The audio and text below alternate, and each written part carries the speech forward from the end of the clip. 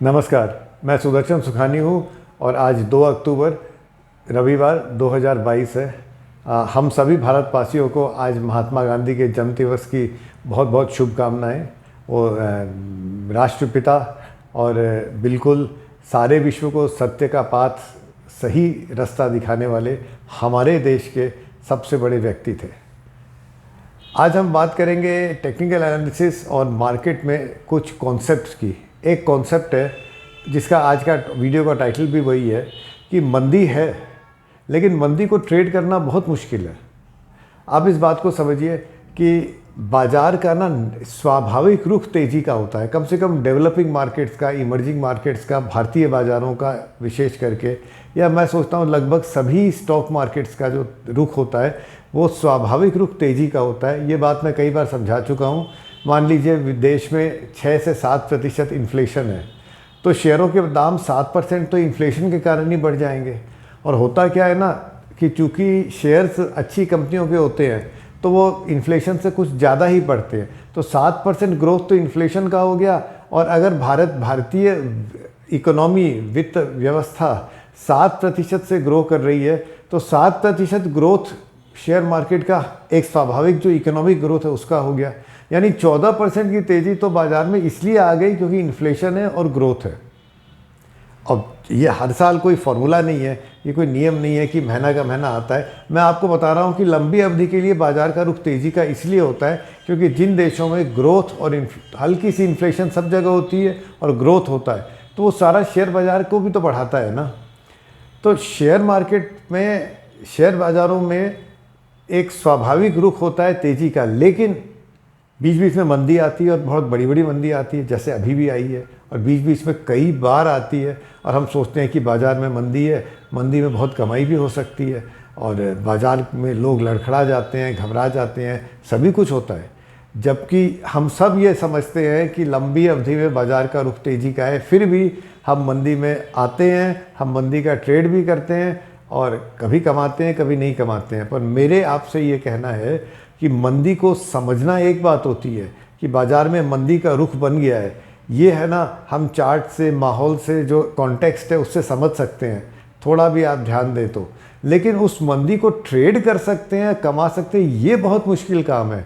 मंदी का आभास होना माने सरल है, और उसमें व्यापार करना मंदी की साइड का वो बहुत मुश्किल है।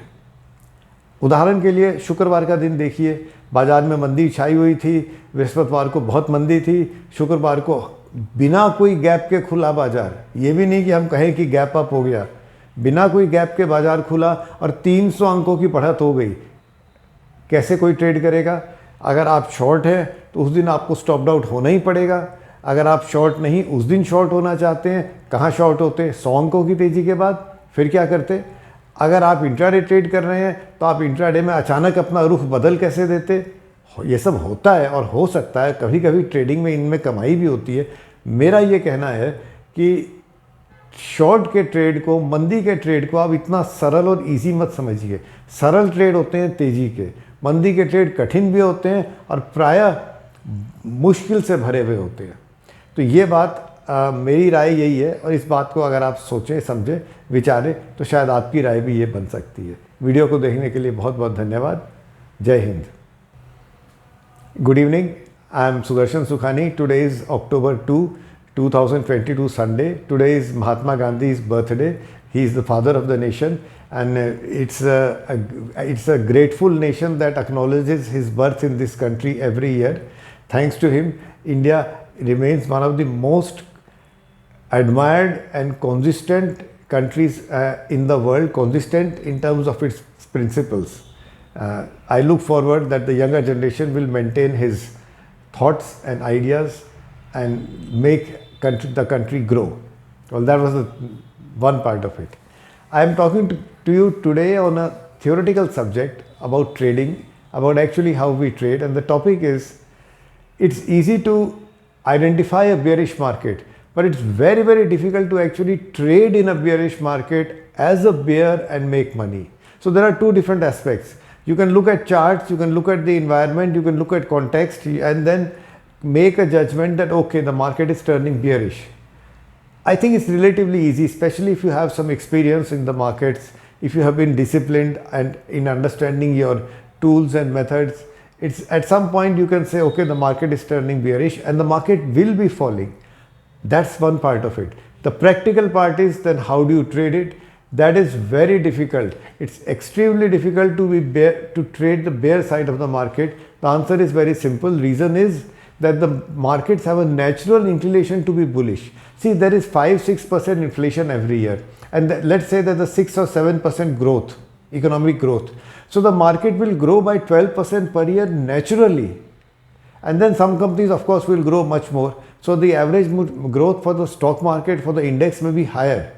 Now this doesn't happen on a month by month basis. It doesn't happen on a yearly basis. We understand that. Markets are not a monthly income scheme. Far from it. They are very, very deceptive. But it happens over a long period of time. So we have a market which has a bullish inclination over a long period of time, and it has many, many bearish periods in between. The market suddenly crash. They have bearish patterns and they fall much lower than we anticipate. Sometimes you think that companies are for sale, share prices are for sale, they become so low, and then of course they recover. How do you trade that downside part? It's very difficult. And let me give you an example. On Friday the markets opened flat. They did not open with a gap up, and then they went up. Now if there was a short trade, a swing trader who was short in the market, that's the whole idea of being bearish, isn't it?